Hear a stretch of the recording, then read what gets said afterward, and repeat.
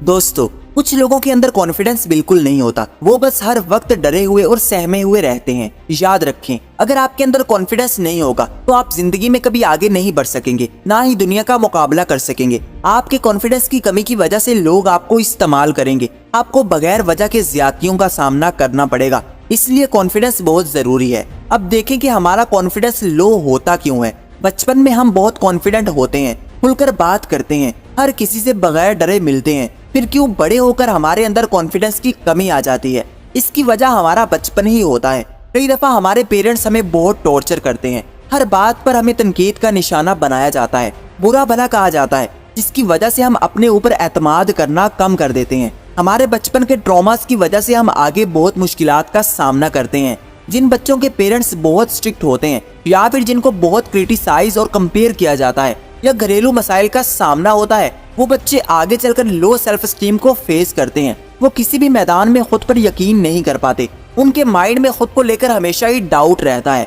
तो मैं ऐसे 5 तरीके बताऊंगा जिनसे आपके अंदर कॉन्फिडेंस वापस आने लगेगा और आप दुनिया के साथ कंधे से कंधा मिलाकर चल सकेंगे।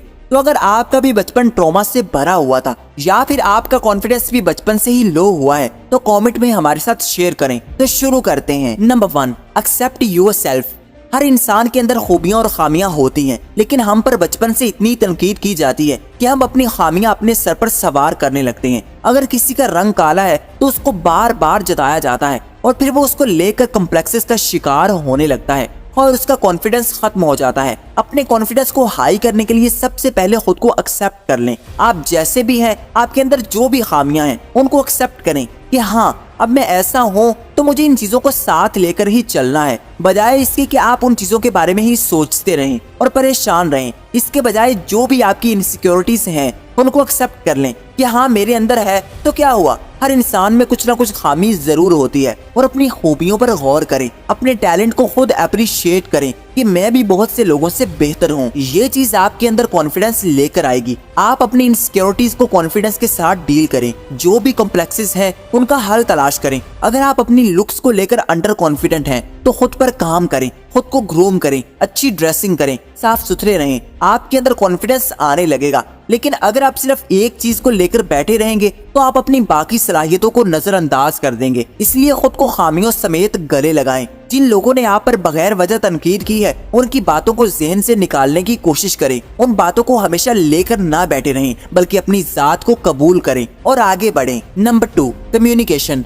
जिन लोगों में कॉन्फिडेंस नहीं होता, वो आम तौर पर हर किसी से बात नहीं कर पाते, शर्मीले रहते हैं। याद रखें, अगर आपने अपना कॉन्फिडेंस बूस्ट करना है तो आपको कम्युनिकेशन स्किल पर काम करना होगा। लोगों से खुलकर बातचीत करनी सीखनी होगी, क्योंकि आप हमेशा ही चुपचाप नहीं रह सकते। आपको अपनी बात भी लोगों के आगे रखनी आनी चाहिए, वरना लोग आप पर अपनी बातें थोपते रहेंगे। जब आप लोगों से बातचीत करने लगे तो आपके अंदर सेल्फ स्टीम आने लगेगी और आपका कॉन्फिडेंस बूस्ट होने लगेगा। इस चीज की रोजाना प्रैक्टिस करें। किसी से भी चंद मिनट रोजाना बात जरूर करें। किसी भी टॉपिक पर बात करें जिसके बारे में आपको थोड़ा बहुत नॉलेज हो। अपनी राय को अहमियत दें। लोगों को ये बताएं कि आपकी राय भी अहम है और आप अपनी अलग राय रखते हैं, ना कि आप लोगों की हर बात पर ही सर झुकाते हैं। जो भी बात करें पूरे एतमाद के साथ जवाब दें और जब बात करें अगले इंसान की आंखों में देखकर बोलें। ये चीज आपके कॉन्फिडेंस को 10 गुना बढ़ाएगी। जब आप उसकी आंखों में देखकर बोलोगे तो आपके अंदर का डर आहिस्ता आहिस्ता कम होने लगेगा। आप खुद पर यकीन करने लगेंगे। शुरू में अगर आपको लोगों की आंखों में देखने में प्रॉब्लम हो तो आप अगले इंसान के माथे को देखें और फिर आहिस्ता आहिस्ता आंखों की तरफ शिफ्ट करें। आप जितना अच्छा कम्युनिकेट करना सीख गए, आपके अंदर कॉन्फिडेंस आने लगेगा। आप अपनी बातों पर यकीन करने लगोगे, खुद को अहमियत देने लगोगे, खुद का ख्याल रखने लगोगे। हमेशा घर में रहकर लोगों को अवॉइड करके आपके अंदर कभी कॉन्फिडेंस नहीं आने वाला। बाहर निकला करें और खुद को एक्सपोज करें। लोगों के सामने जाया करें। लोगों से बातचीत का आगाज किया करें। शुरू में सिर्फ उनको फेस करना ही सीख लें। बाहर जाकर बस लोगों को रैंडमली देखकर स्माइल देना शुरू कर दें और लोगों के साथ आई कांटेक्ट बनाना शुरू करें। आपके अंदर का शर्मीलापन और आपके डर और खौफ आहिस्ता आहिस्ता कम होने लगेंगे और आप ग्रो करते जाओगे। और आगे है नंबर 3, फॉरगेट योर पास्ट।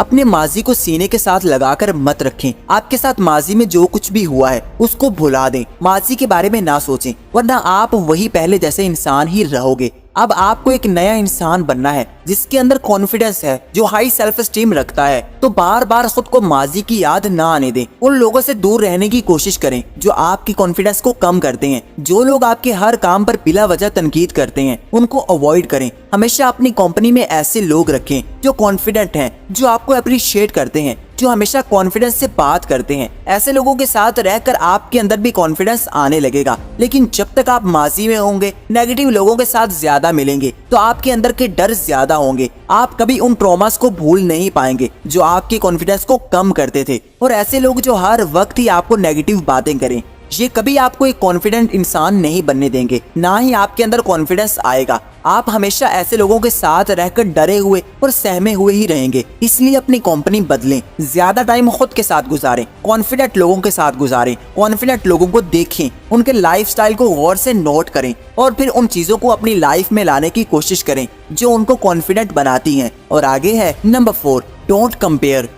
बचपन से हमको दूसरों से कंपेयर किया जाता है कि उसने ज्यादा मार्क्स लिए तो तुमने क्यों कम लिए, उसने ये किया तो तुमने क्यों नहीं किया, वो इतना अच्छा है मगर तुम जिद्दी हो। और ये बातें हमारे जहन में बिठा दी जाती हैं कि दूसरे हमसे बेहतर हैं, जिसकी वजह से हम सेल्फ डाउट करने लगते हैं। अपनी जात पर यकीन करने के बजाय दूसरों को खुद से अच्छा समझने लगते हैं, जिससे हमारा कॉन्फिडेंस बहुत कम हो जाता है। और फिर बड़े होकर भी हम दूसरों को ज्यादा प्रोटोकॉल देने लगते हैं क्योंकि हम समझते हैं कि वो हमसे बेहतर हैं। इसके लिए आपने कभी खुद को दूसरों से कंपेयर नहीं करना। अगर आप जैसा इंसान दुनिया में कोई और नहीं है तो फिर आप में कोई ना कोई खास बात तो जरूर होगी। तभी तो आप जैसी शक्ल, आप जैसी अकल, आपका माइंडसेट किसी और के पास नहीं है। तो फिर दूसरे आपसे कैसे बेहतर हो गए। आप अपनी जात पर डाउट करने के बजाय खुद पर यकीन करें कि मेरे अंदर भी पोटेंशियल है। बस दूसरों के साथ खुद का मवाजना करना छोड़ दें, फिर आपके अंदर खुद ही कॉन्फिडेंस आने लगेगा और हर मैदान में आप आगे निकल सकते हैं। लेकिन खुद को कमतर समझकर आप हमेशा लोगों को ही प्रोटोकॉल देते रहोगे